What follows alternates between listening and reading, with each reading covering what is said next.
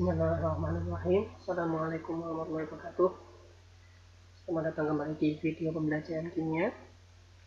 Tujuan aku setelah kemarin kita membahas tentang pendahuluan materi termokimia, kita lanjutkan ke pembahasan tentang bagaimana cara menentukan perubahan entalpi.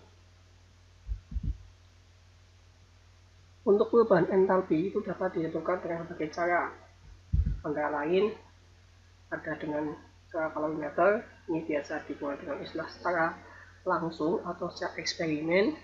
Kemudian bisa dengan cara hukum Hess, menggunakan data F0 atau menggunakan data energi ikatan. Nah, yang hukum Hess, data F0 dan data energi ikatan itu juga dia menyebutkan dengan cara tidak langsung ya, karena menggunakan data. Lalu yang pertama yang kita bahas adalah kita membahas bagaimana cara menentukan entalpi menggunakan kalorimeter. Perlu diketahui bahwa kalorimeter itu ada dua jenis. Yang pertama adalah kalorimeter sederhana, contohnya seperti ini. Ini di laboratorium ada kalorimeter sederhana, atau kita juga bisa buat sendiri dengan menggunakan wadah styrofoam ya. Wadah styrofoam ini menggunakan dua buah gelas styrofoam ya, kemudian dikasih penutup, kemudian dikasih termometer dan dikasih pengaduk. Ini bisa menjadi sebuah kalorimeter sederhana. Nah, kalau dengan menggunakan kalorimeter sederhana, kita bisa menggunakan rumus Q reaksi sama dengan Q lautan, di mana Q lautan yaitu adalah M kali C kali delta T. Tanda negatif ini merupakan tanda bahwa reaksi itu melepaskan kalor. Q adalah kalor reaksi, M adalah massa zat yang bereaksi, kemudian C kecil adalah kalor jenis, dan untuk delta T adalah perubahan temperatur ya. Untuk satuannya nanti kita sesuaikan saja. Kalau memang nanti diminta menggunakan joule ya menggunakan joule, memang tidak joule. Kalau memang massa zatnya gram ya nanti kalau jenisnya juga gram gitu. Jadi kita sesuaikan saja. Nah, nanti setelah kita bisa mendapatkan kalor reaksi atau Q-nya, kita bisa menentukan atau mengetahui nilai perubahan entalpinya dengan rumus perubahan entalpi sama dengan V per mol.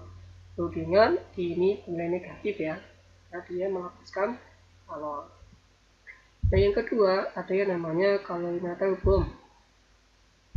Ini adalah gambar dari kalorimeter bom ya, berbeda dengan kalorimeter sederhana. Karena kalorimeter bom ini di dalamnya adalah mengandung air. Nah, untuk kalorimeter bom ini kita menggunakan rumus Q reaksi sama dengan min QI ditambah Q kalorimeter. Di mana QI-nya dapat kita hitung dengan cara M air kali C kali delta T, kemudian Q kalorimeter adalah C besar kali delta T. Bedanya apa? C kecil dengan C besar. C kecil adalah kalor jenis, dengan C besar adalah kapasitas kalorimeter.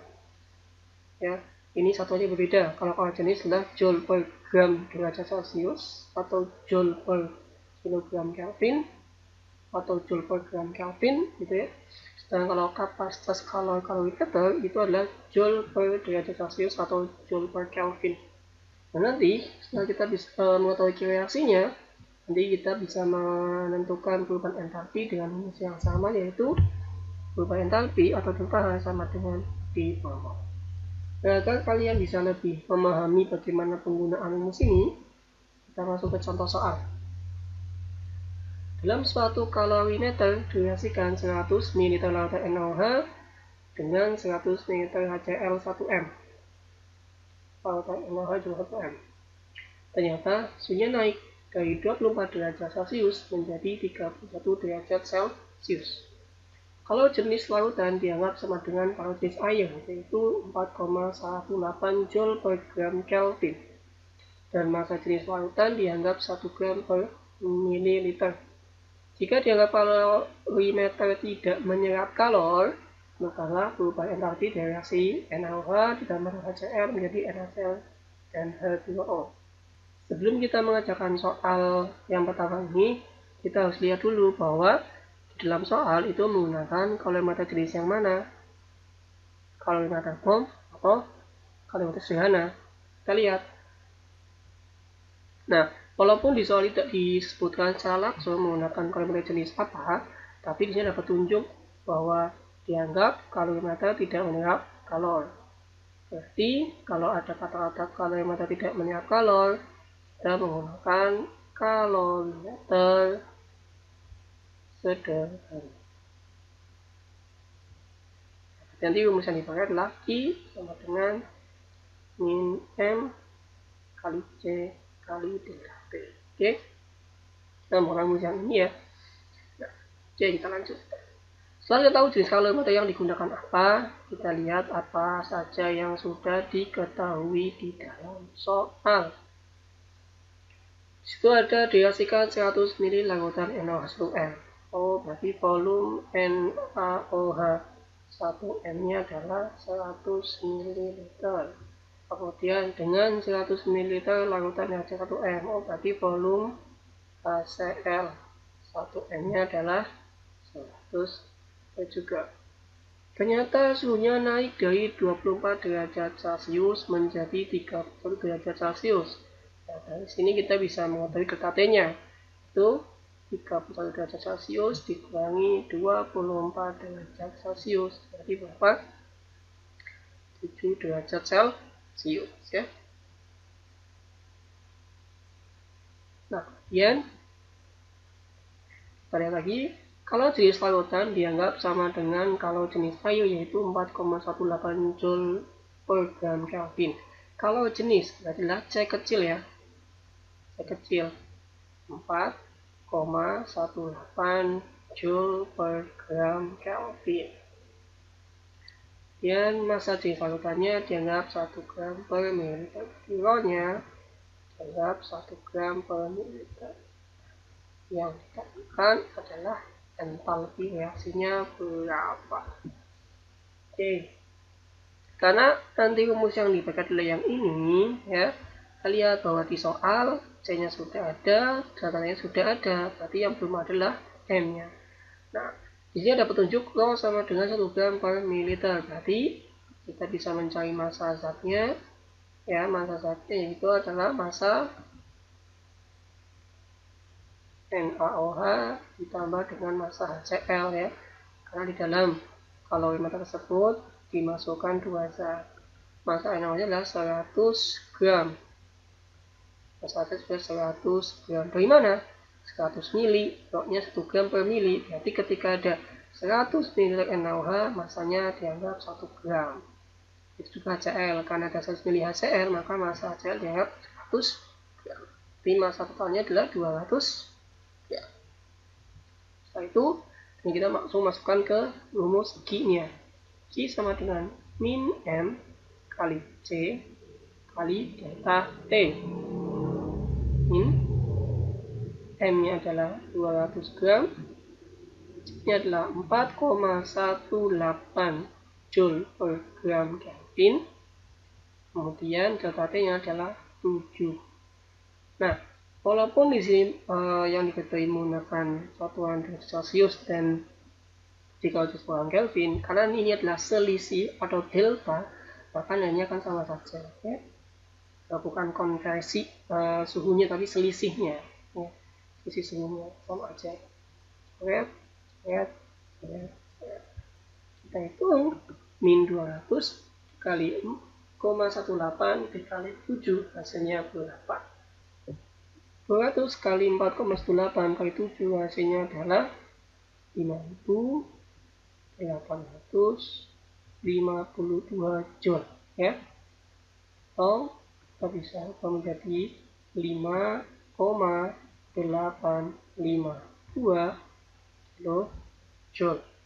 Setelah kita mendapatkan nilai Q reaksinya, kemudian kita mencari mol zat yang terlibat reaksi dalam kalorimeter. Ada 2 zat yaitu NaOH dan HCl, di mana volume NaOH dan volume HCl adalah sama-sama 100 ml dan konsentrasi NaOH dengan konsentrasi HCl sama-sama 1 molar. Jadi jumlah mol NaOH akan sama dengan jumlah mol HCl. rumus mol di sini adalah menggunakan rumus yang M kali V. M-nya adalah 1 molar, V-nya adalah 0,1 liter. Ya. Berarti sini adalah 0,1 mol. Nah, berarti kita setelah ini bisa mencari nilai perubahan entalpinya. Rumus ZH sama dengan Q per mol. Jangan lupa bahwa Q-nya bernilai negatif karena dia melepaskan energi, yaitu sama dengan min 5,852 kJ dibagi 0,1 mol. Ini adalah min 58,52 kJ per mol.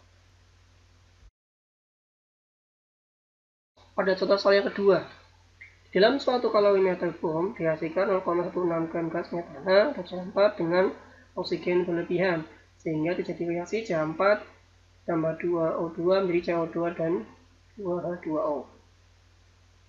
Ternyata terjadi kenaikan suhu sebesar 1,56 derajat Celcius. Diketahui kapasitas kalorimeter adalah 958 Joule per derajat Celcius. Massa air dalam kalorimeter adalah 1000 gram dan kalori jenis air adalah 4,18 Joule per gram derajat Celcius. Tentukanlah entalpi pembakaran gas metana dalam kilojoule per mol. Nah, untuk contoh soal yang kedua ini sudah ada keterangan bahwa kalorimeter yang digunakan adalah kalorimeter bom. Sehingga rumus Q yang digunakan adalah min N air kali C kecil kali delta T ditambah C besar kalikan dengan delta T. Oke?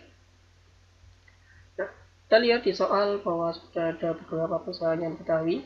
Yang pertama adalah massa gas metana.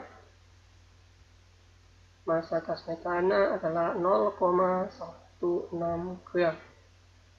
Kemudian itu ada kenaikan suhu, berarti ada delta T. Delta T ada 1,56 derajat Celcius. Kemudian ada kapasitas kalorimeter, berarti C besar, yaitu ada 958 Joule per derajat Celcius. Ini ada massa air, yaitu 1000 gram. Ini ada kalori jenis air, berarti C kecil, yaitu 4,18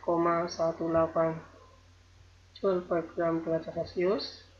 Dan yang terakhir adalah ada massa atom relatif dari H dan C, mana massa atom relatif H adalah 1, massa atom relatif C adalah 12. Yang ditanyakan adalah entalpi reaksi dalam satuan kilojoule per mol. Oke. Nah, karena di soal sudah diketahui semua persamaan yang kita butuhkan, maka kita langsung lanjut saja masukkan angka-angkanya. Reaksi sama dengan min MRI-nya adalah 1000 gram. Kalori jenisnya adalah 4,18 Joule per gram derajat Celcius. Kemudian delta T-nya adalah 1,56. Terus tambah C besarnya adalah 958 pada Celsius. Yang delta T-nya adalah 1,56 derajat. Ini dia. Kita bingung, saya bunyi ya, karena ini adalah tanda melepaskan energi. Kita hitung.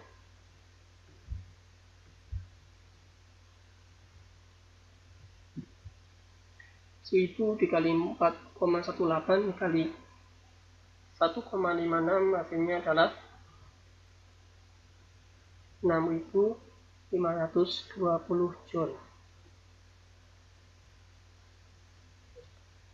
Untuk 958 Joule dikali 1,56 ini adalah 1494 Joule.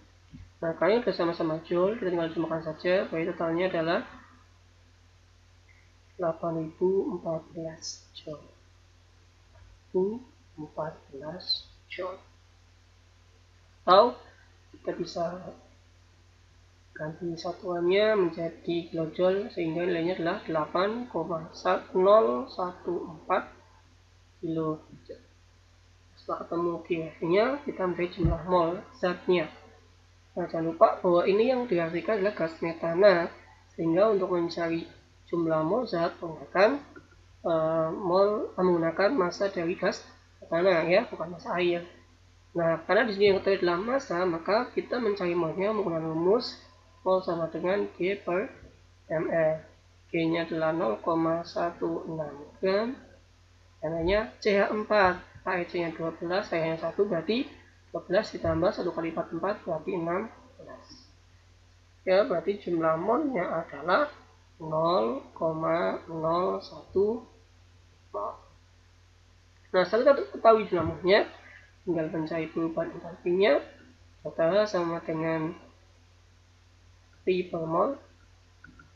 Ini adalah min 8,014 kilojoule dibagi 0,01 mol. Ini adalah min 801,4 kilojoule per mol. Ini adalah dua contoh penghitungan dari kalorimeter steril dan kalorimeter mol. Nah, kemudian ada dua latihan soal yang perlu kalian tulis di sini, ya. Silakan nanti kalian kerjakan, kemudian hasilnya itu menjadi sebuah tugas dan dikumpulkan di Google Classroom. Ini boleh dicatat atau boleh di screenshot soalnya. Atau nanti saya tuliskan soalnya di Google Classroom agar lebih mudah, ya. Nah, kemudian yang kedua, setelah tadi kita membahas tentang kalorimeter, kita membahas hukum Hess. Hukum Hess menyebutkan bahwa perubahan entalpi suatu reaksi hanya bergantung pada keadaan awal dan keadaan akhir dari suatu reaksi dan tidak bergantung pada bagaimana jalannya reaksi. Jadi, ketika suatu reaktan dibuat menjadi produk, perubahan entalpinya akan sama, terlepas apakah reaksi tersebut berlangsung dalam suatu tahap atau dalam beberapa tahap. Nah, biasanya hukum Hess ini ada dua tipe soal, ya. Yang pertama adalah berupa tahapan-tahapan reaksi ditulis per tahap reaksinya, atau yang kedua biasanya berupa siklus Hess biasanya. Yang pertama kita bahas dulu tentang tahapan-tahapan reaksi. Contohnya seperti apa?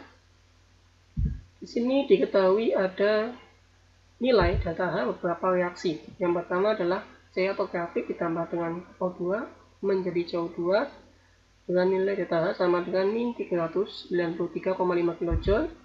Kemudian ada reaksi 22 tambah O2 menjadi 22O dengan deltanya adalah min 571,6 kJ. Dan yang ketiga ada reaksi CH4 ditambah 2O2 menjadi CO2 dan 22O, deltanya adalah min 890,4 kJ. Berdasarkan data tersebut, tentukan entalpi membentukkan standar gas metana atau CH4, yaitu reaksinya adalah C atau grafik ditambah 22 menjadi CH4. Nah, jika ada soal berupa tahapan-tahapan reaksi ini, cara mengerjakannya sebenarnya mudah. Cara menjawabnya adalah dengan klik bahwa kita berfokus pada reaksi akhir. Ya, kliknya adalah kita berfokus pada reaksi akhir, yaitu C ditambah 22 menjadi CH4.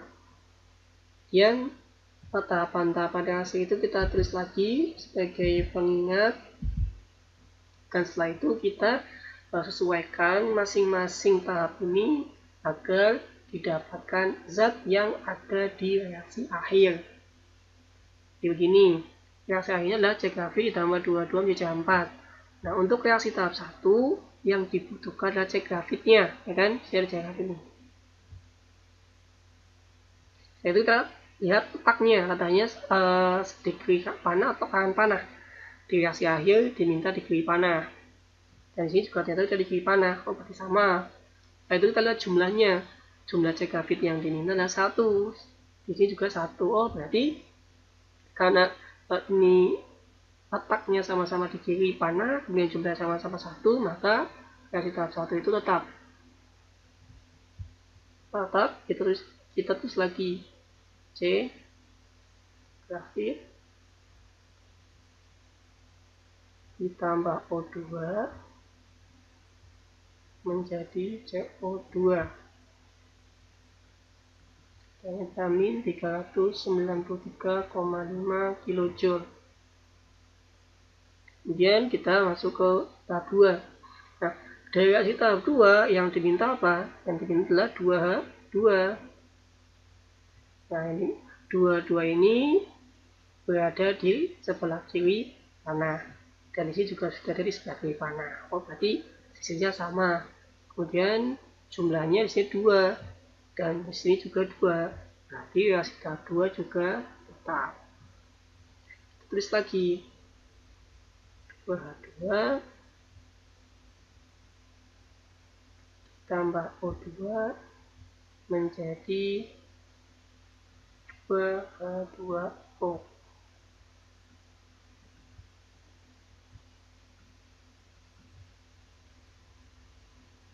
Deltahannya adalah min 571,6 kJ. Oke, kita masuk ke reaksi tahap 3. Nah, dari reaksi tahap 3 yang diminta adalah CH4-nya, atau kita fokus ke CH4-nya. Karena CH4 ini dimintanya ada di sebelah kanan panah, dan di reaksi tahap 3 berada di kiri panah, maka reaksinya adalah dibalik. Kemudian kita lihat jumlahnya. Jumlah CH4 yang diminta 1, jumlah CH4 ini juga 1. Oh, berarti reaksi yang ketiga cukup dibalik saja. Kalau misalkan di sini jumlahnya berbeda ya, reaksi emas yang di tahap ini berbeda dengan reaksi yang di akhir, maka ya cukup dikalikan atau dibagi. Misal saja nih CH4-nya yang diminta 2, di sini cuma 1 misalkan ya. Nanti pada tahap 3 dikalikan 2 gitu. Kalau kedua nanti nilai data hanya dikalikan 2. Tapi kalau ini jumlahnya sama-sama 1, maka reaksi yang tahap 3 ini cukup dibalik saja. Tidak usah dikalikan atau tidak usah dibagi. Jadi reaksinya dibalik CO2 ditambah 2H2O menjadi CH4 ditambah 2O2. Nah, karena reaksinya dibalik, maka nilai entalpinya menjadi positif. Nah, setelah itu kita tinggal jumlahkan reaksinya. Ya, lihat sini ada, kita cari zat yang sama ya, kita cari zat yang sama. Ini CO2 di kanan, kayak kiri, baru kita coret. Kemudian ada apa lagi? Di sini ada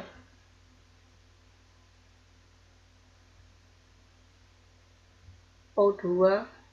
Kita ini satu beri 2 kan, CO2, dari ini coret. Oke. Kemudian ini ada 2H2O, sisanya adalah C atau ditambah 2H2 menjadi CH4. Ini sesuai ya, dengan ini sesuai ya, harusnya sesuai. Kalau sesuai berarti ada yang salah dari kita mengerjakan mungkin kurang, atau mungkin kita kurang mengkalikan berapa, atau kita kurang belum dibagi berapa, atau kita lupa belum membalik reaksinya dan sebagainya. Kalau sesuai mengkalikan, membagi atau membalik reaksinya, pasti hasil reaksinya juga akan sesuai dengan di soal seperti itu. Caranya ya tinggal dijumlahkan saja.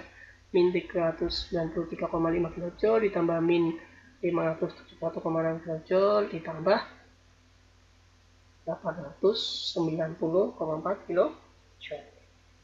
Hasilnya adalah min 74,7 kJ. Ini data reaksinya adalah min 74,7 kJ. Sudah selesai. Itu tentang tahapan-tahapan reaksi. Nah, selain berupa tahapan-tahapan reaksi, untuk soal-soal hukum Hess biasanya juga berupa siklus Hess. Sebenarnya seperti ini ya. Katakanlah misalnya ada 3 reaksi, reaksi yang pertama, reaksi yang kedua, yang ketiga. Dari reaksi yang pertama ke reaksi yang ketiga itu ada deltahannya, dari reaksi yang pertama kedua juga ada delta H-nya, dan dari reaksi yang kedua ke reaksi yang ketiga juga ada delta H-nya. Nah, kalau misalkan berupa siklus seperti ini, cara mengerjakannya adalah kita berfokus pada tanda panah dari masing-masing reaksi yang satu ke reaksi yang lain. Jadi kita lihat ya, bahwa reaksi yang pertama ke reaksi yang ketiga itu reaksinya ke lurus ke kanan ini, atau kalau kita lihatkan itu searah dengan jarum jam, ini kan. Kemudian untuk reaksi yang pertama ke reaksi yang kedua itu walaupun seolah-olah sama kanan, tapi ini sebenarnya kan berlawanan dengan jarum jam ya. Ini salah jarum jam.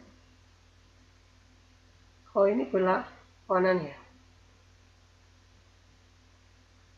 Nah, untuk reaksi ketiga ke kedua itu walaupun seolah kiri, tapi ini adalah searah juga dengan jarum jam. Ini kan ini sedangkan kalau ini tidak ya. Nah, kalau misalkan ada siklus yang seperti ini, maka kita bisa mencari deltanya dengan sama seperti ini, yang arahnya berbeda sendiri ya. Ini kan yang beda mana berarti? Delta 1, delta 2, delta 3. Jadi yang berbeda adalah delta H1 kan, karena dia yang berlawanan dengan arah jarum jam sendiri, kalau yang lain searah. Berarti rumusnya adalah delta H1 sama dengan delta H2 ditambah dengan delta H3. Berarti min Y kilojoule sama dengan min X kilojoule tambah min Z kilojoule. Seperti itu. Nah, kalau misalkan siklusnya seperti ini gimana? Nah, dari reaksi 1 ke 3 atau lebih tidak 3 ke 1 ya, karena perannya dari 3 ke 1, ini kan kiri ini ya, ini berarti berlawanan. Kemudian untuk reaksi 2 ke reaksi 1 ini adalah berlawanan secara jarum jam. Itu berarti searah jarum jam. Nah, dari reaksi ketiga ke reaksi kedua juga ini adalah searah jarum jam. Ini. Nah, berarti yang berbeda hanya yang delta H2. Nah, maka kalau ada siklus yang seperti itu, samanya adalah delta H2 sama dengan delta H1 ditambah dengan delta H3 ya. Nah, delta H2 itu yang berbeda sendiri. Dan ini salah, ini mana tahu berarti ini min X kilojoule sama dengan min Y kilojoule ditambah min Z kilojoule. Jadi bergantung arah panahnya, kita harus fokus arah panahnya berlawanan dengan jarum jam atau searah dengan jarum jam. Contohnya seperti ini. Ada reaksi pembakaran karbon menjadi gas CO2. Nah, siklusnya seperti ini. Ya, C tambah O2 menjadi CO2, C tambah O2 menjadi CO ditambah setengah O2, kemudian CO tambah setengah O2 menjadi CO2. Nah, kita lihat ya. Di sini untuk reaksi C ditambah O2 menjadi CO2 ini adalah salah ya. Warnanya adalah searah dengan jarum jam. Kemudian untuk C ditambah O menjadi CO ditambah setengah 2 ini adalah berlawanan ya. Berlawanan.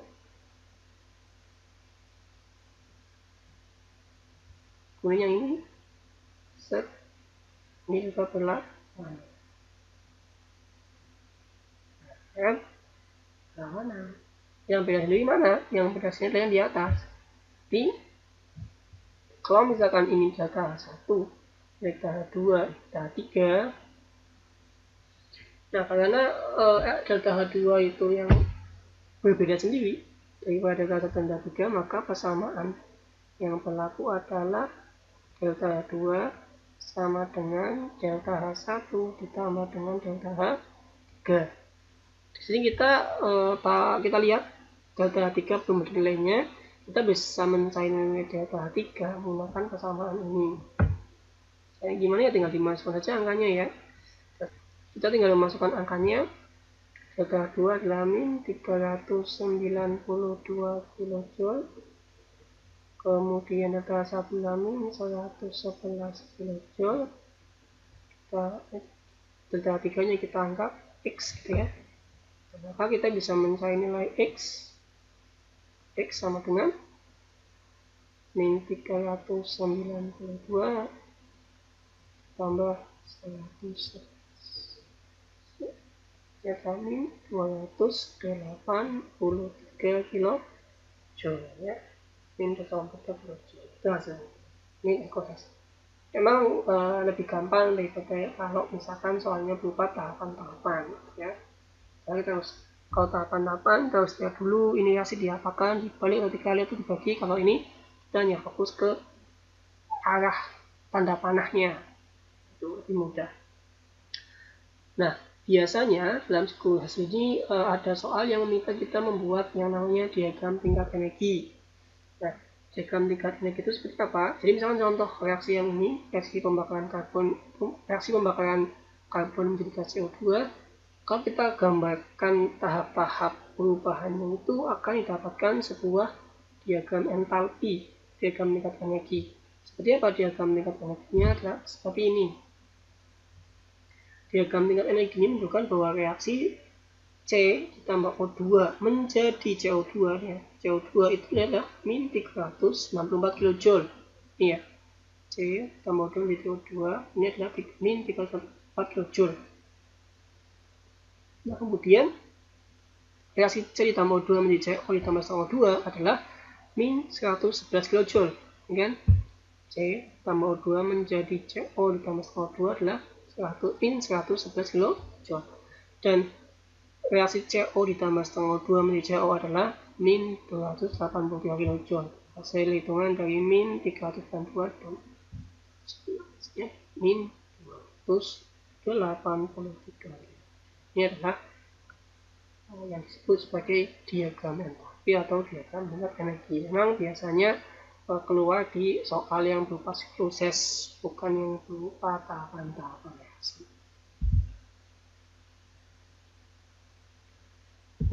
Contoh lainnya, perhatikan sikluses berikut. Dan sikluses reaksi seperti pada layar ya, 3 reaksi. Kemudian di sini ada delta H2 yang belum ada nilainya. Dari siklus Hess tersebut, hitungan nilai perubahan entalpi reaksi dari NH3 ditambah Cl menjadikan nilai Cl. Berarti ini ya, yang nilai ini berapa. Dan buatkan diagram energinya. Nah, jadi sebelum kita membuat diagram energi, kita harus tahu dulu nilai data H2-nya berapa. Kita lihat bahwa dari siklus ini ya, yang di atas dulu ini searah atau berlawanan dengan jarum jam. Ini searah dengan putaran jarum jam. Ini yang atasnya searah ya. Kemudian yang ini searah atau berlawanan nih. Di bawah ke atas ini berarti searah juga. Searah dengan jarum jam juga. Sekian. Nah kalau ini dari bawah ke atas ini berarti dia berlawanan. Ada tahu yang berbeda sini adalah yang delta H3 berarti ya. Nah, berarti persamaan yang digunakan adalah delta H3 sama dengan delta H1 ditambah delta H2. Kan begitu. Ya. Kita bisa memilih delta H2, boleh langsung memasukkan angkanya, boleh kita mengubah persamaan dulu. Kalau mau ubah dengan apa saja delta H2 dengan delta H3 dikurangi dengan H1 itu juga bisa. Lebih mudah jadi apa delta H3-nya itu min 314 kJ dikurangi delta H1-nya min 138 kJ. Min-nya plus ya, karena dengan min plus berarti hasilnya adalah min 314 ditambah 138 adalah min 276 kJ. Setelah kita tahu nilai data H2-nya berapa, baru kita buat diagram tingkat energinya. Kita buat garis. Nah, Setelah ini kita tentukan masing-masing garis ini untuk reaksi yang mana ya, karena di garis ini kan begitu sulit. Nah, cara penentukannya adalah kita lihat mana perubahan entalpi yang nilainya paling besar. Delta 1, delta 2, delta 3. Kita lihat delta 1 adalah min 138 kJ, delta 2 min 296 kJ, tadi adalah min 314. Berarti yang paling besar adalah yang ini ya, delta 3. Berarti delta reaksi dari setengah N2 ditambah 22 ditambah setengah 2 menjadi N4Cl. Berarti ini ya reaksi yang ini nih, yang ini adalah reaksi yang pertama, yang paling atas. Ini adalah reaksi yang ketiga atau yang paling akhir, karena isinya paling jauh ya, atau nilai perubahan entalpinya paling besar. Nah, berarti ini reaksi yang tengah-tengah, jadi seperti ini. Kedua dari yang ke kemudian tulis nilai perubahan entalpinya negatif ya, 0 dari setengah N2 ditambah 22 ditambah setengah Cl 2 menjadi N3 ditambah Cl kan data perubahan entalpinya adalah min 138 kJ. Ini apa? kJ. Kemudian dari setengah N2 ditambah 22 ditambah setengah Cl 2 menjadi N6Cl adalah min 314 kJ.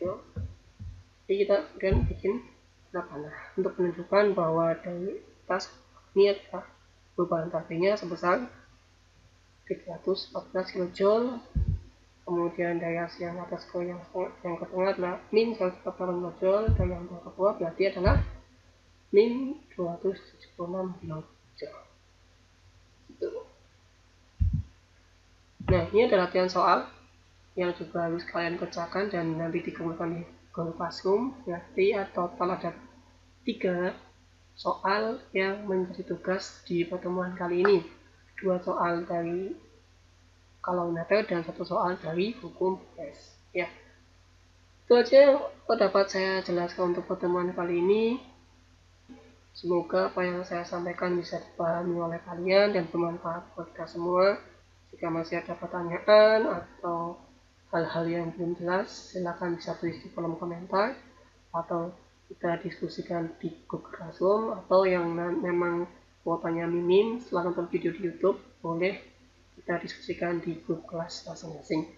Terima kasih dari saya akhiri. Assalamualaikum warahmatullahi wabarakatuh. Semoga bermanfaat.